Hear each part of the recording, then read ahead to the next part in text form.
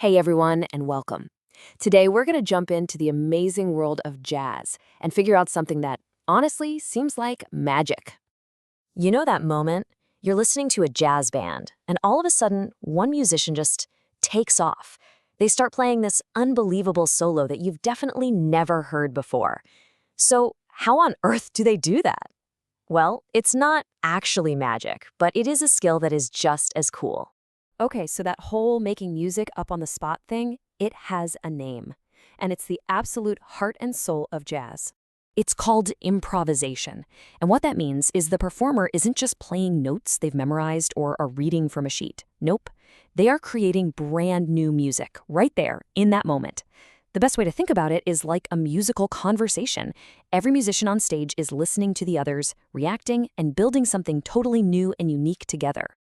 So, how does this not just turn into a complete mess of noise? Well, it's because they aren't just guessing. A great jazz musician has this kind of musical toolkit. It's packed with ideas and skills that they have practiced for literally thousands of hours. All right, first tool in the box, the blues scale. Now, this is not your typical do, re, mi scale from music class. It's got these special blue notes in it. And these notes, they create this really cool, kind of tense sound that gives jazz that soulful, emotional feeling you just can't mistake. It's like the secret sauce for making an instrument really tell a story. Next up, we got to talk about rhythm. And in jazz, one word is king: swing. So instead of a straight, even rhythm like a clock ticking, ta-ta-ta-ta-ta, swing has this bouncy, long, short feel, kind of like dooba-dooba. It's a groove, a feel that just makes you want to move.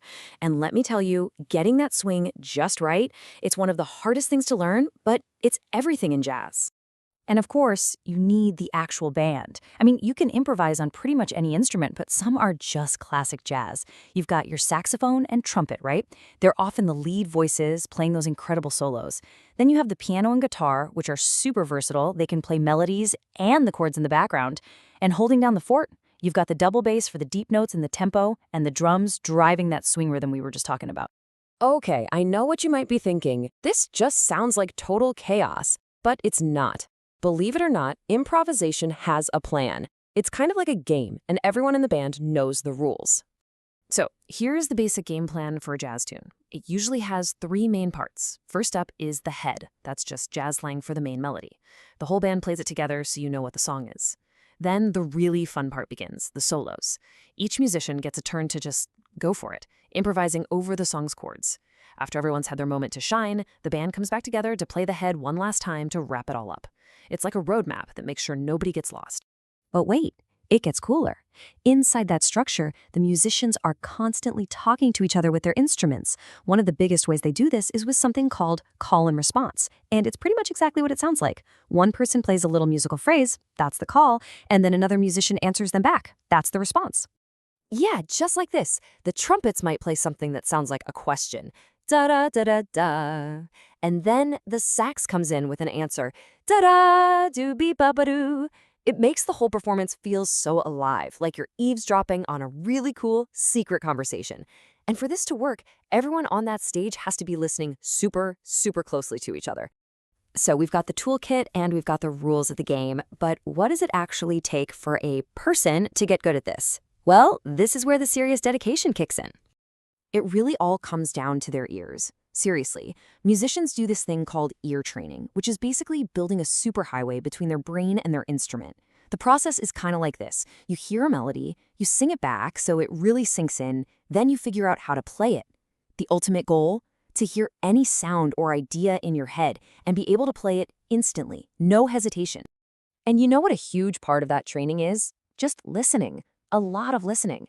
Young jazz musicians will spend thousands of hours just soaking in the music of the legends. We're talking Miles Davis, Louis Armstrong, you name it. They're not just enjoying it, they're studying it. They'll even learn famous solos note for note. Why? Because they're learning the language of jazz, building up their own personal dictionary of musical phrases they can use later. Okay, so let's imagine you've done all the work. You've practiced for years, you know the rules, your ears are trained, but now you have to get up on a stage in front of people and just make stuff up. I mean, that sounds absolutely terrifying, right? And it totally can be, but the pros learn how to handle that fear.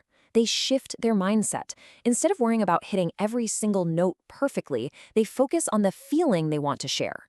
They learn to embrace mistakes. Sometimes a wrong note can actually lead to the coolest idea in the whole solo. And they learn to trust their bandmates. The more you do it, the more confident you get, until that feeling of excitement completely takes over the fear. And all of that leads to this, the big moment, the part everyone in the audience is waiting for, the solo. This is where a musician really gets to step into the spotlight and show you who they are. Being a soloist is a huge responsibility. You're not just noodling around playing random notes. Your job is to tell a story. You might start small, with a simple idea, and then build it, getting more and more intense until you reach this epic climax.